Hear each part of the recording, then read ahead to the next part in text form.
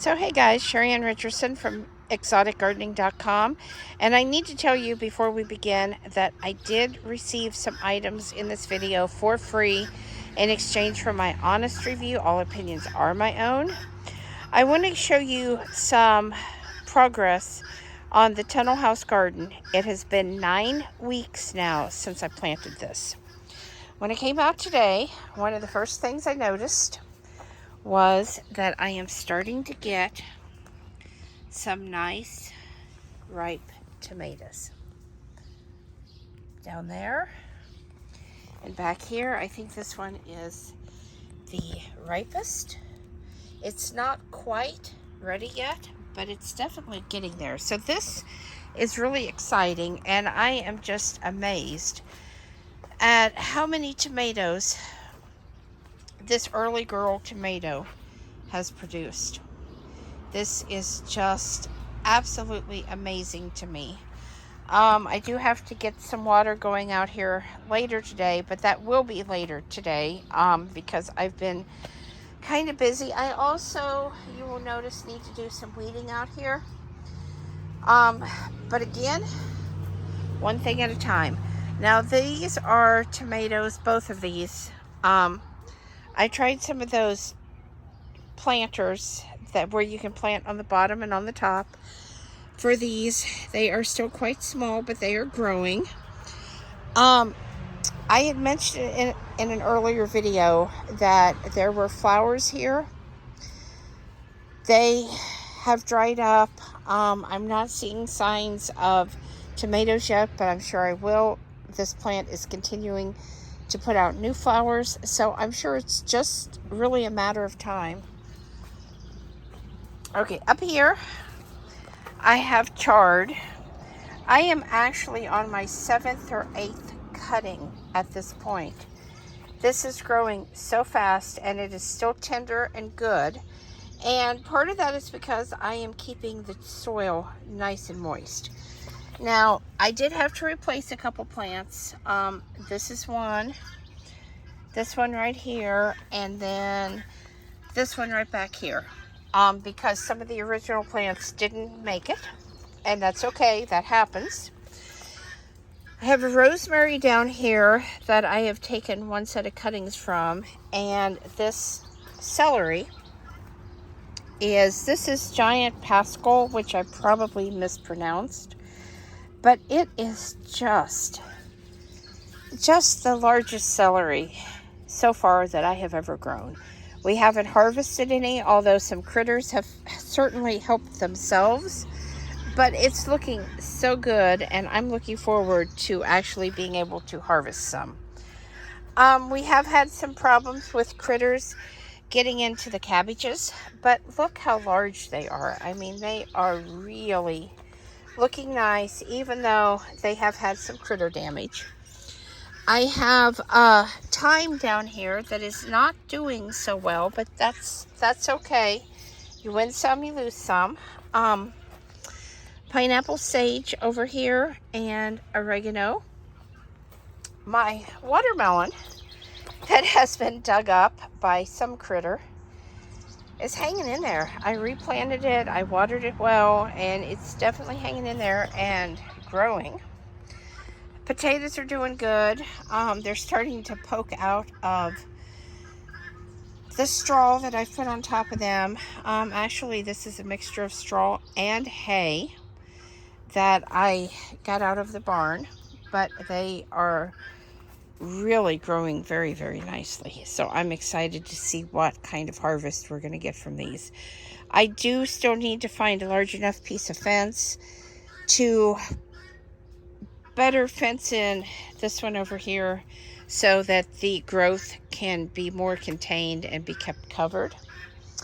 Behind me, we have had damage from critters on the bean plants.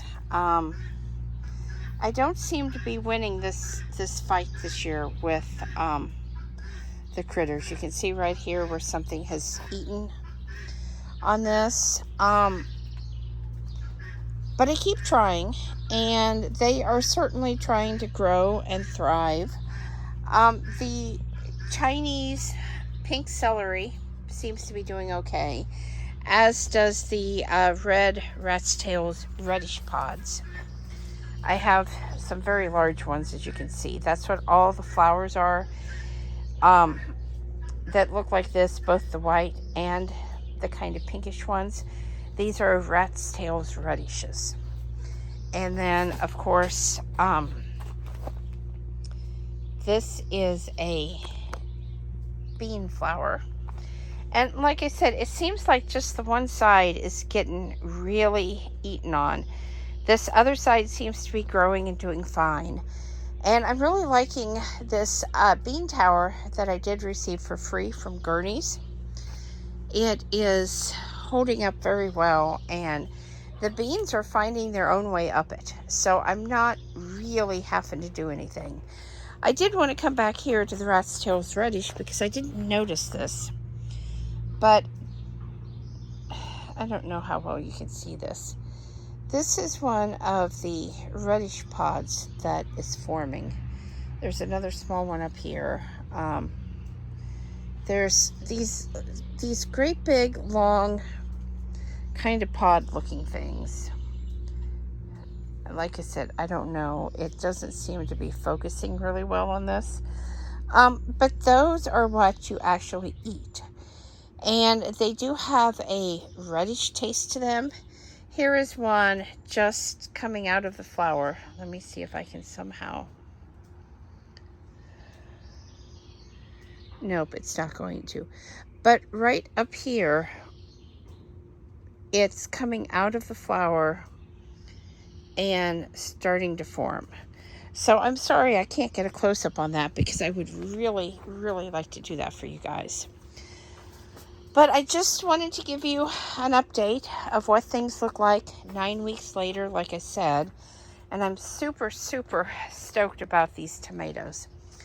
I don't think I have had a tomato plant that has produced this prolifically in the entire time that I have lived on this property. We have had so much theft of garden produce, and not just by animals. We've had people that have felt the need to come on our property and just help themselves to the fruit, the flowers, the vegetables, the herbs, whatever it is that they want. So I'm super excited that this year it seems like at least the stuff that is in the tunnel house is going to produce a little bit, and we're going to have some things to pick from. And it also makes me think that maybe I want to get a few more of these tunnel houses and just do everything undercover. This particular one, if you're wondering, is from Shelter Logic. And I have a number of Shelter Logic greenhouses on the property. They really hold up well. They just take a beating. That's what I'm going to say. They just really take a beating. I've had one Shelter Logic that's been here since 2005 that I've used over and over and over during the winter months. And it needs a new cover, but the frame itself is still great. So guys, I hope you will subscribe. If you have questions, please leave those below. I'm always happy to answer questions. If there's something you want to know about, ask me, because I'm really happy to help, and I'm really hoping that all of these vegetable videos that I'm doing are giving you some ideas of how you can start to grow some of your own food year-round, regardless if you grow it in a container, if you grow it in the ground, or if you go all out and get yourself some kind of tunnel house or greenhouse. So thanks for watching, guys. Have a wonderful day, and we will see you again with another video. Bye.